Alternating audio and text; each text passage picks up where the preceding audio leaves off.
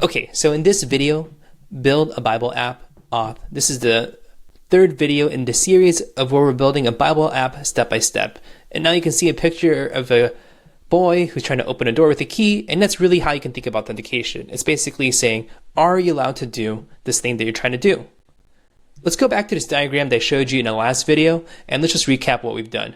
So what we did was actually we looked at the deep dive into the Supabase backend piece, which are the green boxes in the middle. And you can see in this bottom box, the server sections, functions, this is what we just created. Now, Supabase calls it edge functions. I call it server functions. It's basically the same thing. You're basically writing code that's running not on the user's browser, but on a server. And the reason why this is really handy is that if you want to call an API, so whether it's ESV, OpenAI, or just any other kind of integration that you want to do, you're going to be calling some kind of API.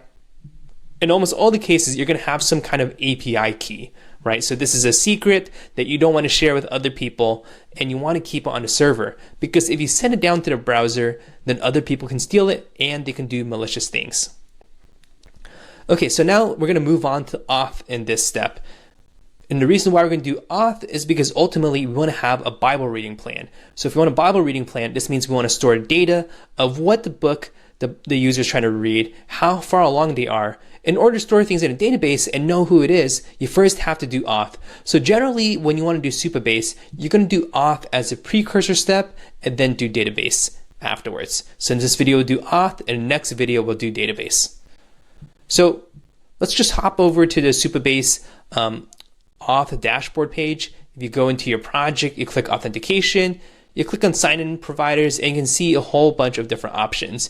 Email is the default option, and I recommend it because it's easy to get started, but there's a whole bunch of others like phone, Apple, Google, GitHub, and so on. Now, one quick little tip you can do is if you click on email, you can actually go ahead and uncheck confirm email. And if you do that, you don't have to do confirmation email. Normally production, it's handy to make sure email addresses are valid, but when you're testing personally, it's nice to just save that step. Okay, so let's go back to the Dyad app. And just as a quick refresher, if I hit open Bible, click on the book of the Bible, I can go ahead and read a passage. This is fetching from the ESV API.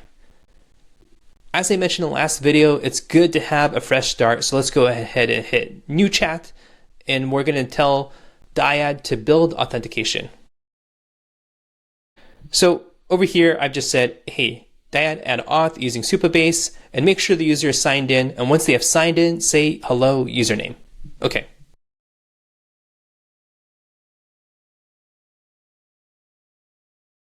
Okay, so now Dyad's finished writing the code, and you can see it's set up in Supabase. It's going to install dependencies, add a login page, and make some other changes to the other ones.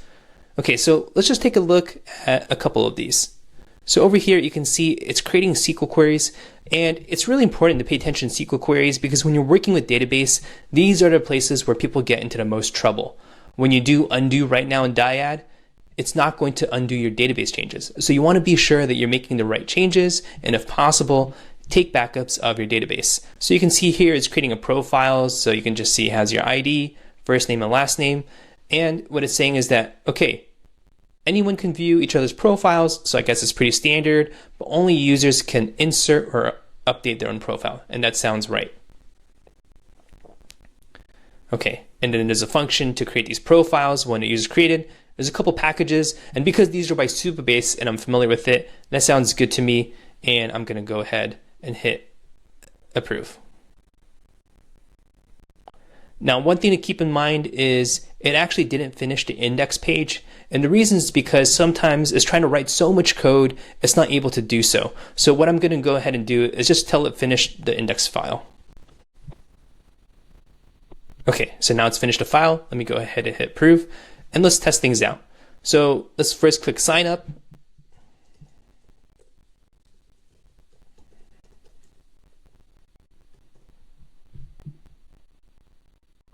Okay, so I can sign up, and I logged in, and it says hello will at dyad.sh. So things are looking pretty good. Let's just make sure everything else is working fine. If I hit open Bible, I can click on these, and let's just go ahead and go back to the book list and go back. Let me go ahead and hit home. Okay, a little weird. Let me just hit restart just to double check things are working okay. Okay.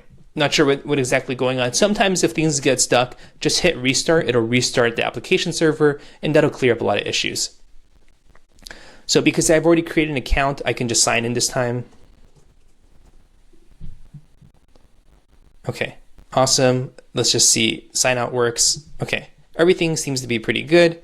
And okay, so we've set up auth in this video. In the next video, we're going to set up the database and actually do the Bible reading plan.